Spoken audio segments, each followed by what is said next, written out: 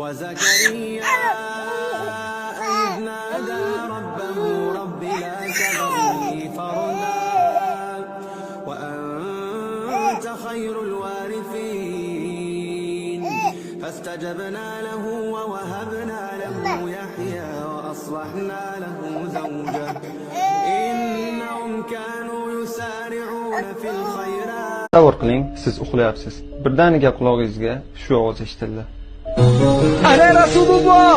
Allohu akbar! Allohu akbar! Rasululloh ko'rindilar! Hidoyatga boshlovchi xushxabar kelguvchi zot keldilar!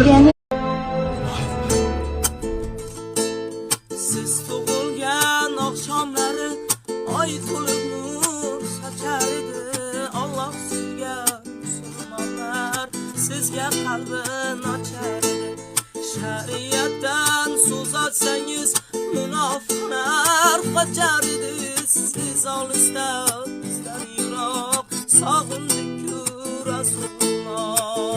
طويل الشوق يذهب في التراب قطيعة في الحياة من السحاب ومن يدمل انقياد يدواني تدور سينة المصاحب في التراب وهيجر من مريدك وهو. Bir oilani 15 yoshli qizi har kuni kechasi baland ovozda Qur'on o'qir ekan. U oilani o'sha qizi vafot etibdi.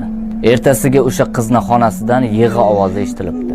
Onasi otasi qizini sog'inib yig'layapti deb o'ylabdi. Ertasiga ham otasi ishda paytda o'sha qizining xonasidan yana yig'i ovozi eshitilibdi.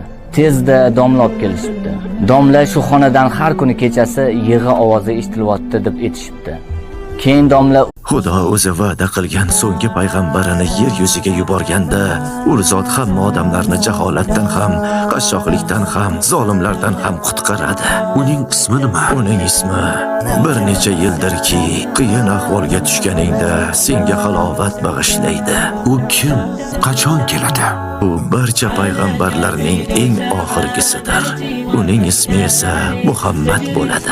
Undan keyin bu dunyo. Xotirjam ona. Ha, ke bola. Qanaqadir hid kelyapti, sezyapsizmi? Qanaqadir hid bor. Qanaqa hid? Bilmayman. Sezyapsizmi? Ha, sizdan kelyapti-ku o hid. Voy, mendan. Menda qanaqa hid kelyapti bolam? Sizdan jannat hidi kelyapti onam. Mehribonim ona